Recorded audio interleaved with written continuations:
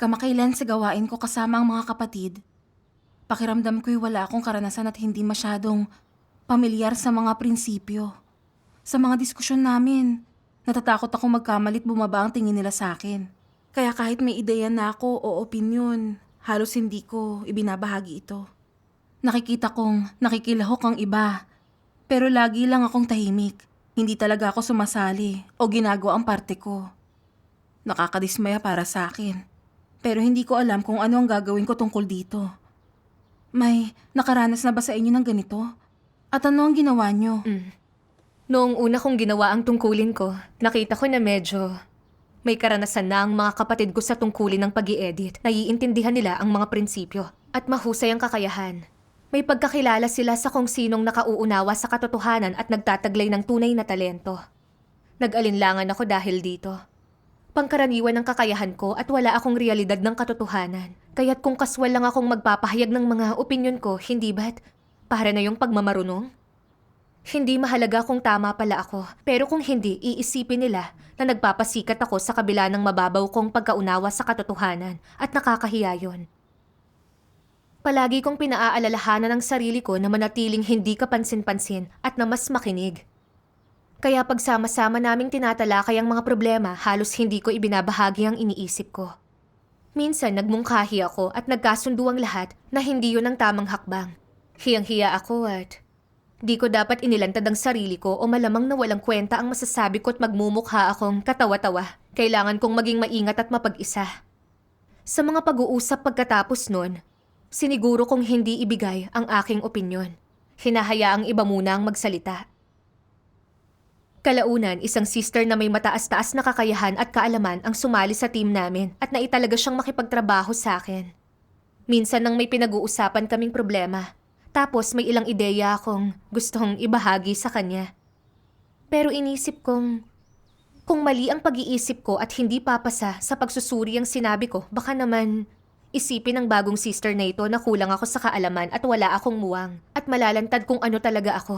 Anong gagawin ko pag bumaba ang tingin niya sa akin? Nagpasya akong kalimutan na lang yon at makinig na lang sa sasabihin niya. Habang inaayos namin ang problemang ito, halos di ako nagbahagi ng kahit anong pananaw ko. Pinili ko na lang sundin ang sa kanya para maiwasan ko ang posibleng kahihiyan at mapapadali ang mga bagay. Epektibo ba ang ganong pakikipagtulungan sa tungkulin mo? Dahil di ako ganong nagsasalita, naging nakakabagot ang kalagayan ng pagtutulungan namin. Minsan, pag nakakaharap siya ng problema at hindi ko ibinabahagi ang opinyon ko, hindi namin nalulutas yun. Mababa ang produksyon namin at naaantala ang pagsulong ng gawain. Sa paglipas ng araw, dumalang ang pagsasalita ko. At kahit may opinyon ako, paulit-ulit ko lang yung pag-iisipan bago ko buksan ang aking bibig. Labis akong nalulungkot at wala akong nagagawa sa tungkulin ko. Nakakulong lang ako sa kalagayang yun, kakatuwang malungkot at balisa. Problemado ako. Sa panahong ito, lumapit ako sa Diyos at nanalangin. Diyos ko, hindi ko nararamdaman ang kaliwanagan ng banal na espiritu sa tungkulin ko. Wala akong pag-usad sa trabaho. Di ko alam kung aling mga tiwaling disposisyon ko ang nakasusuklam sa'yo. Gabayan mo akong kilalanin ang aking sarili. Isang araw, habang nagninilay ako sa mga devosyonal ko, bigla akong naisip ang salitang mapanlinlang. Nakita ko ito sa mga nauugnay na salita mula sa Diyos. Ang isang tao'y maaaring hindi magtapat at sabihin ang kanilang iniisip sa iba. At sa ginagawa nila, di sila kumukonsulta sa iba. Sa halip, sarado ang puso nila, tila nag-iingat sa iba sa lahat ng pagkakataon. Binabalot nila ng husto ang kanilang sarili. Hindi ba tuso ang taong ito? Halimbawa, may ideya sila na sa pakiramdam nila'y matalino at iniisip nila, ililihim ko muna ito. Kung ibabahagi ko ito, ito ay maaaring gamitin ninyo at nakawin ng papuri sa akin. Magpipigil ako. O kung may isang bagay na hindi nila nauunawaan, iisipin nila, hindi ako magsasalita. Paano kung magsalita ako at may magsabi ng mas maganda? Di ba magmumukha akong hangal? Makikita ng lahat ang niloloob ko. Makikita ang kahinaan ko rito. Di ako dapat magsalita. Ano man ang pananaw o katwiran, ano man ang motibo sa likod nito, natatakot sila na makita ng lahat ang niloloob nila. Lagi nilang hinaharap ang tungkulin nila at mga tao, bagay at kaganapan ng may ganitong pag-uugali. Anong klaseng disposisyon ito? isang baluktot, mapanlinlang at masamang disposisyon. Amen. Amen. Bumigat ang dibdib ko nang mabasa ko ito. Inilantad ng mga salita ng Diyos ang tunay kong kalagayan. At ang mga salitang isang baluktot, mapanlinlang at masamang disposisyon ay nakakabagabag para sa akin. Naisip kong sa pamamagitan ng hindi pagsasalita ng diretsyo kahit na parang may katwiran talaga ako. Ang totoo, puno ako ng mga panlilinlang. Meron akong sariling mga pananaw at opinyon sa mga problemang kinakaharap namin. Pero pagpakiramdam ko'y wala to sa kontrol ko, natatakot akong matanggihan ang sinabi ko, mapahiya at maliitin ng iba. Kaya nagpigil ako. Inaalam muna ang iniisip ng iba't nagpapatuloy ayon doon. Hindi ba't pagiging mapanlinlang at tuso yun? Tama yon. Noon, akala ko'y para lang yun sa mga tao sa lipunan na laging may mga pakana, mapanday at tuso. Lahat ng mga kaibigan at kasamahan ko'y nagkasundo na isa akong inosenteng tao. Nawala akong kinikimkim na mga lihim na motibo. Noon pa'y galit na talaga ako sa mga taong kasing dulas ng palos. Hindi ko naisip na ganun din pala ako. Pero kahit di ako nagsasabi ng mga kasinungalingan at di ko ginagawa ang mga bagay ng tulad sa mga taong iyon, inuudyokan pa rin ako ng aking pusong kalikasan. Pinakikiramdaman ko ang opinyon ng mga tao sa mga sinasabit ginagawa ko. Takot na magmukhang hindi magaling at makita nila ang tunay na ako. Hindi ako tapat. Nagbabalat kayo para protektahan ang reputasyon ko. Sa harap ng paghihirap sa tungkulin ko, di ko ibinahagi ang iniisip ko. Kundi tuso ako at di iniisip ang mga interes ng sambahayan ng Diyos. Sa wakas, napagtanto kong isa pala akong mapanday at tusong tao. Noon akala ko na bahagi lang ng personalidad ko ang hindi pagiging palasalita. Di ko nasuri ang satanikong disposisyong nasa likod nun. Noon ko lang nakita kung gaano ko hindi kakilala ang sarili ko. Oo, hindi natin ito makikita kung walang paglalantad ng mga salita ng Diyos. Ang pagiging atubiling magbahagi ng opinyon ay hindi pagiging introvert at makatwiran. Ang nakatago sa loob niyan ay tusong satanikong disposisyon. Oo nga. May nabasa akong isa pang sipi ng mga salita ng Diyos na nagpalinaw ng mga bagay para sa akin. Babasahin ko ito. Okay. Tinitiwali ni Satanas sa mga tao sa pamamagitan ng edukasyon at impluensya ng mga pambansang pamahalaan ng mga sikat at dakila. Ang mga maladyablo nilang salita'y naging buhay kalikasan na ng tao. Bawat tao ay para sa sarili niya. Bahala na ang iba ay sikat na satanikong kasabihan na naikintal na sa lahat at iyan ay naging buhay na ng tao. May iba pang salita ng pilosopiya para sa pamumuhay na tulad nito. Ginagamit ni Satanas ang tradisyonal na kultura ng bawat bayan para turuan, linlangin at gawing tiwali ang mga tao. Nagsasanhi na mahulog at masadlak sila sa bangin ng pagkawasak. At sa huli winawasak ng Diyos ang tao dahil naglilingkod siya kay Satanas at nilalabanan siya. Marami pa ring satanikong lason sa buhay ng mga tao sa kanilang pag-uugali at asal. Halos wala man lang silang taglay na katotohanan. Halimbawa, ang mga pilosopiya nila sa pamumuhay, ang mga paraan nila ng paggawa ng mga bagay, at mga kasabihan nila'y puno ng mga lason, ng malaking pulang dragon, at galing lahat to kay Satanas. Kaya, lahat ng dumadaloy sa mga buto at dugo ng mga tao ay pawang kay Satanas. Labis nang nagawang tiwali ni Satanas ang sangkatauhan. Ang kamandag ni Satanas ay dumadaloy sa dugo ng bawat tao. At makikita na ang kalikasan ng tao ay tiwali, masama at radikal. Puno ito at lubos na nakalubog sa mga pilosopiya niya. Ito ay isang kalikasan na nagtataksil sa Diyos. Ito ang dahilan kaya nilalabanan na sinasalungat ng tao ang Diyos. Amen. Nangusap ang mga salita ng Diyos sa puso ko. Sa simulat sa pulay nagtataguyod na ako ng mga satanikong pilosopiya. Magmatsyag at manahimik at mas mabuti pang manahimik kaysa magsalita. Sa pagiging isang tagatanggap sa halip na isang megaphone sa iba. Di ko kakailanganing ipakita ang mga kahinaan ko o magmukhang hangal. Sa pamamagitan ng pagkimkim sa gusto kong sabihin, marami sa mga mali kong ideya ang hindi nalantad. Kaya't walang makakapagsabi sa akin ng mga kamalian ko o makakasalungat sa akin. Sa gayoy di ako mapapahiya at lalo akong nakumbinsi nun na ang pagsunod sa ideyang mas mabuti pang manahimik ang pinakamabuting paraan. Matapos tanggapin ang gawain ng makapangyarihang Diyos, hindi ko pa rin mapigilan ng mga yon na diktahan ng mga pakikisalamuha ko sa mga kapatid. Basta't di ako masyadong magsasalita o ako'y mananahimik, walang makakaalam tungkol sa mga pagkakamali ko at maiingatan ko ang aking imahe. Namuhay ako ayon sa mga satanikong pilosopiyang ito at pag gusto kong ibahagi ang pananaw ko, lagi kong tinitimbang ang pagkalugi at pakinabang ko at kung anong iisipin ng iba. Pag sa tingin ko'y may posibilidad na mapahiya ako, pipiliin kong pumunta sa ligtas na ruta, hindi nagsasalita o gumagawa. Ginawa akong mas mapanlinlang at tuso ng mga satanikong laso na ito. At dahil doon, lalo akong naging mapag-alinlangan at maingat laban sa iba. Hindi ako nagkukusang makipag-usap at magsalita. Nakakalungkot at nakakabagot ang pakikipagtulungan ko sa iba. Hindi ako makakapagtrabaho ng maayos sa ganong paraan. Oo nga, ang mga satanikong lason at pilosopiyang ito'y nakakapinsala. Napangibabawan ng mga ito, lalo tayong naging mapanlinlang hanggang nawala na tayo ng normal na pagkatao. Kung wala ang paghahayag ng Diyos, di tayo magkakaroon ng pagkakilala. Totoo nga yan. Natatanto ito. Lumapit ako sa Diyos sa panalangin. Hinihiling sa kanyang patnubayan akong malutas ang aspetong ito. Tapos sadya akong nagsikap sa mga pag-uusap kasamang mga kapatid upang tumalikod sa aking mga motibo. At nagsimulang ipresenta ang sarili kong mga saloobin nang hindi inaalala kung anong magiging imahe ko. Ilalatag ko ang mga ideyang yon sa mga kapatid para sa debate at talakayan.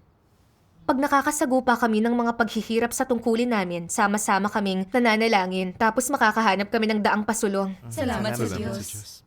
Pero dahil lubha akong ginawang tiwali ni Satanas, marami pa ring pagkakataong hindi ko mapigilang kumilos ayon sa tiwali kong disposisyon. Minsan sa isang pag-uusap tungkol sa problema sa tungkulin namin, nagkataong nandun ang ilang tagapangasiwa. Naisip ko, ayos lang na makipagbatuhan ng ideya sa mga kapatid. Pero pag nandito ang mga tagapangasiwa, anong iisipin nila sa kakayahan ko? Kung mali ang pag-iisip ko, paano kung isipin nilang hindi ako nababagay sa tungkuling ito? At maisipan nila na tuluyan na lang akong alisin sa grupo. Anong iisipin ng iba sa akin? Hindi na ako makakatayo ng taas noo. Binabagabag nito. Hindi ako nagsalita kahit minsan sa buong pag-uusap. Habang patapos na kami, tinanong ako ng isa sa mga tagapangasiwa kung bakit hindi ako nagsalita. Ano ang sinabi mo? Naasiwa at nakonsensya rin talaga ako at hindi ko alam kung anong isasagot ko. Sa wakas ay sinabi ko, pagpapakita yun ng tuso kong disposisyon, baka pag marami akong sinabi magkamali ako. Pero pagkatapos nun, hindi pa rin ako mapakali. Kahit na kinilala ko ang katiwali ang ipinapakita ko, gagawin ko pa rin ba ang parehong bagay kapag natagpuan ko ang sarili ko sa ganong sitwasyon? Nakita ko na kahit nagkaroon ako ng kaunting kaalaman sa sarili ko at nanindigan ako sa mga salita ng Diyos na naglalantad sa problemang ito, hindi ko pa rin mapigilang mabuhay alinsunod sa tiwaling disposisyong ito sa harap ng pagsubok. Hindi ako tunay na nagsisi at nagbago. Lumapit ako sa Diyos para manalangin, hinihiling sa kanyang gabayan ako para makilala ang aking sarili. Kalaunan, nabasa ko ang sipi ng mga salita ng Diyos. Panoorin natin ito. Okay.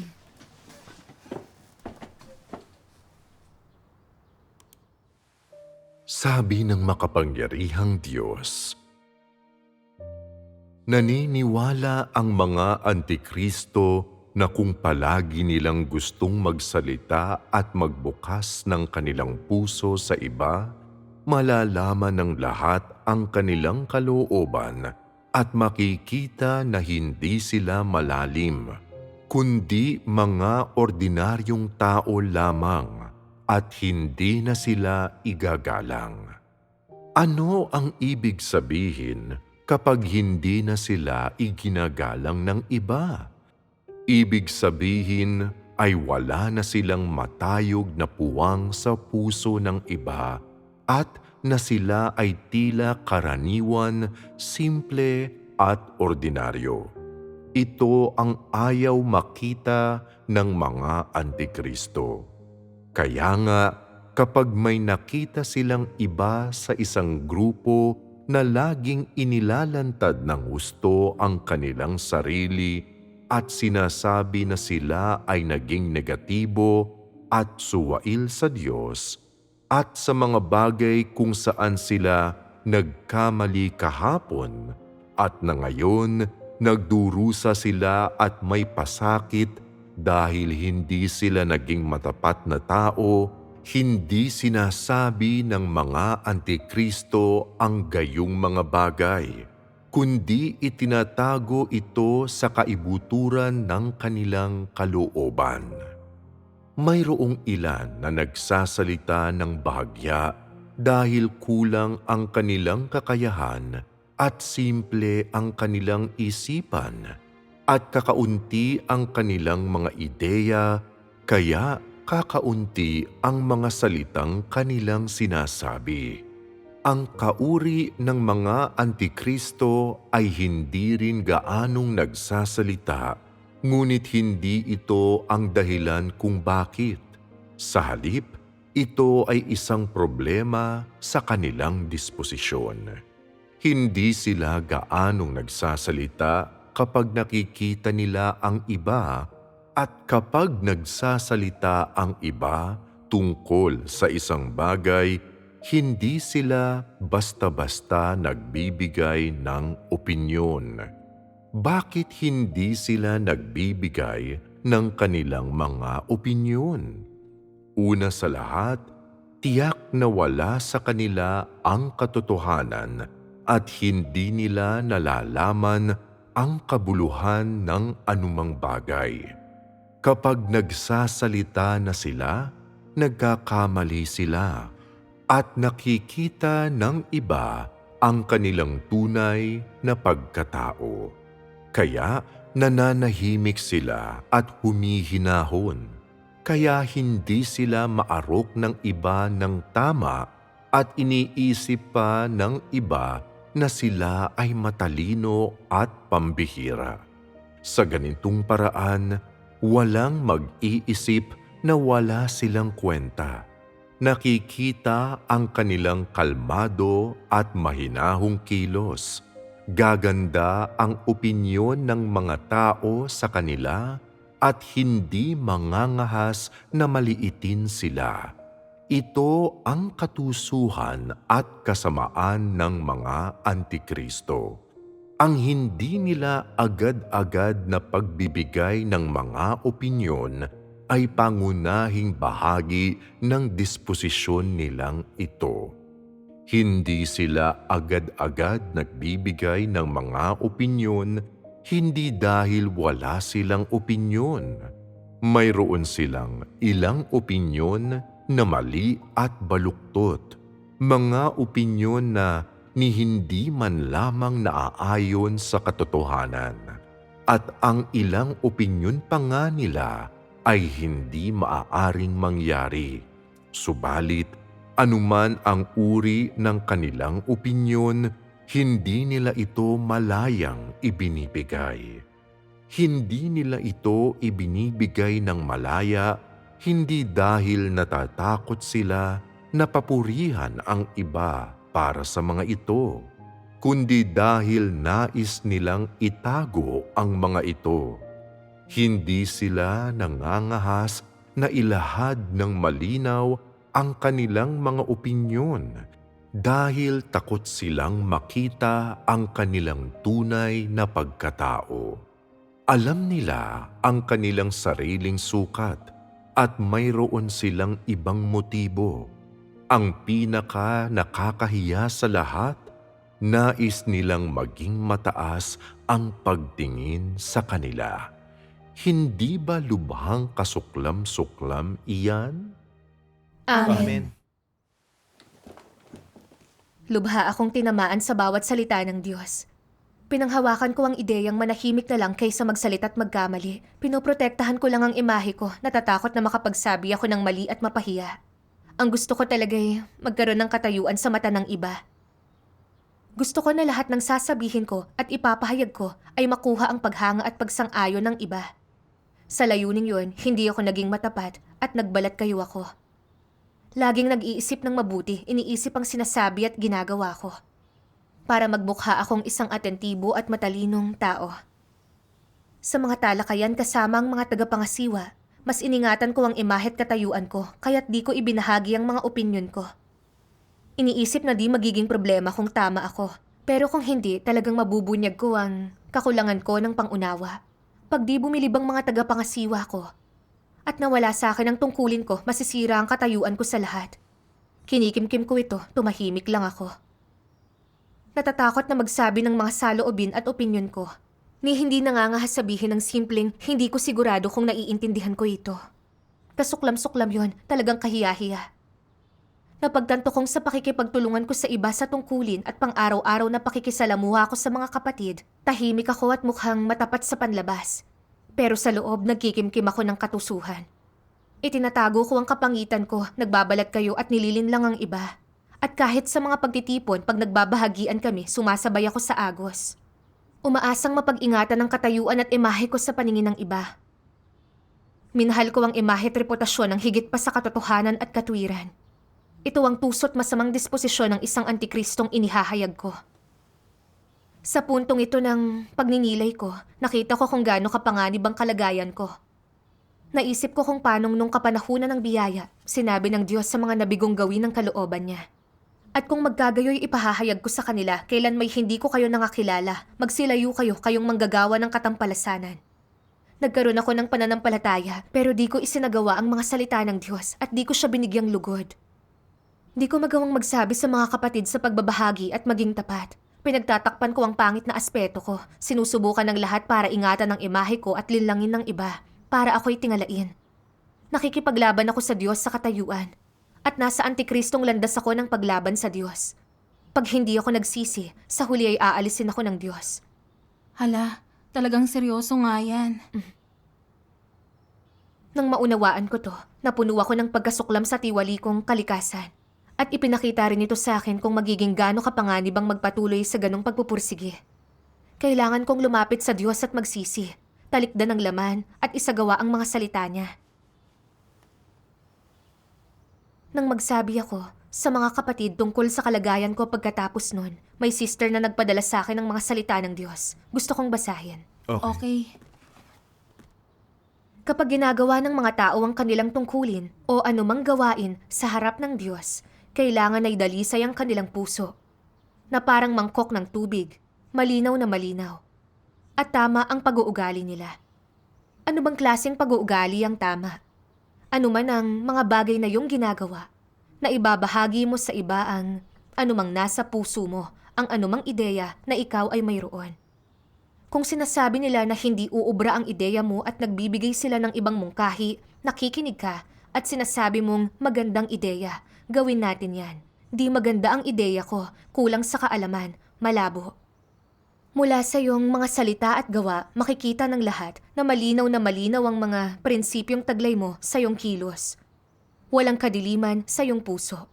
Taos kang kumikilos at nagsasalita, umaasa sa pag-uugaling may katapatan, diretsahan kang magsalita. Kung ganun yun, ganun yun. Kung hindi ganun, hindi ganun. Walang mga pandaraya, walang mga sikreto. Isa lang taong madaling mahalata. Hindi ba isang klase ng pag-uugali ito?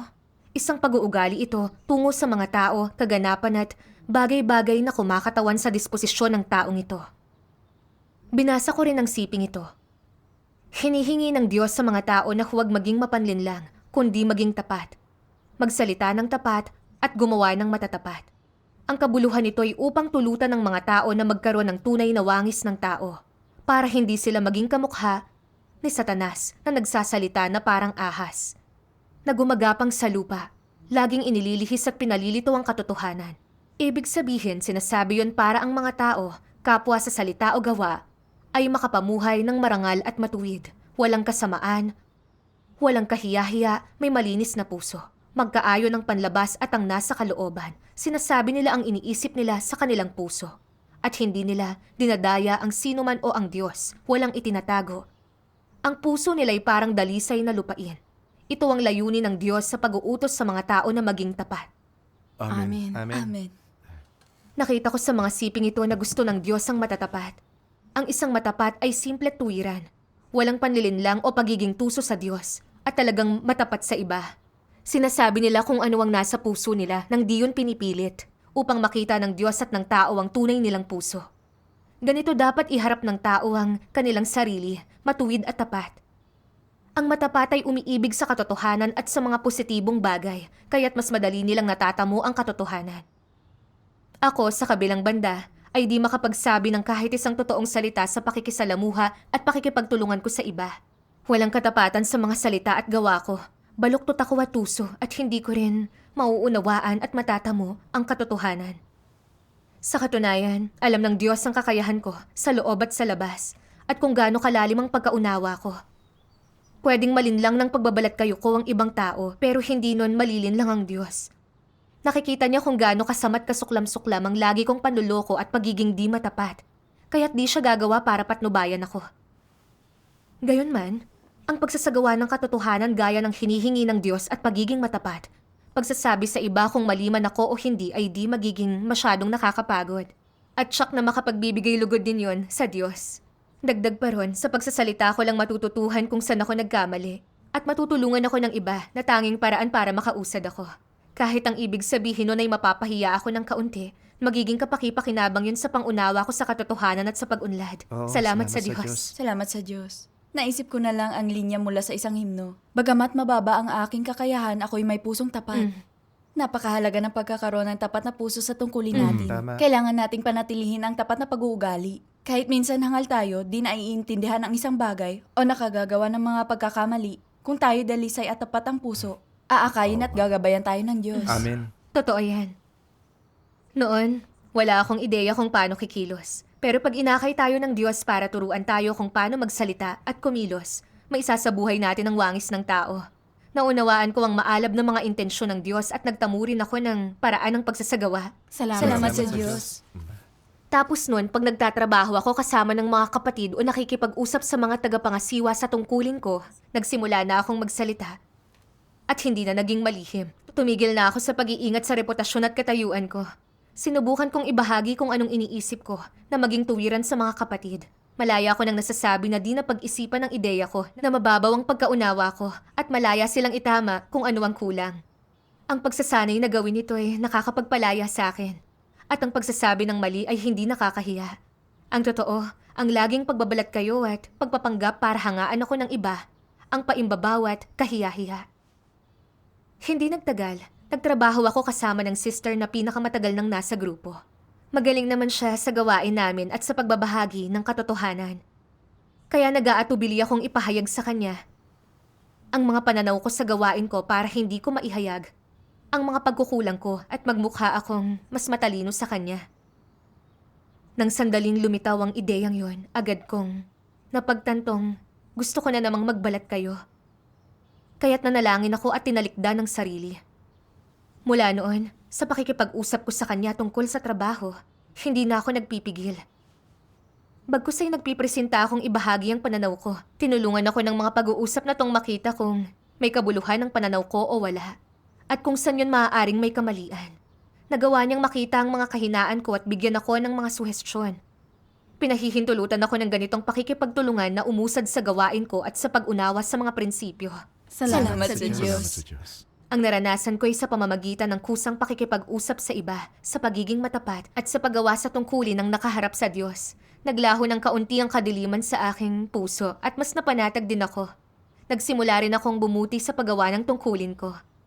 Nagpapasalamat ako sa patnubay ng Diyos. Salamat sa Diyos. Mainam na isagawa ang katotohanan. Nagbibigay ito ng kalayaan at nagpapabunga sa ating tungkulin. Ngayon, alam ko na kung paano magsagawa. Amen. Amen. Salamat sa Ang Diyos. salita Salamat ng sa Diyos Diyos. ay makapagpapabago sa atin.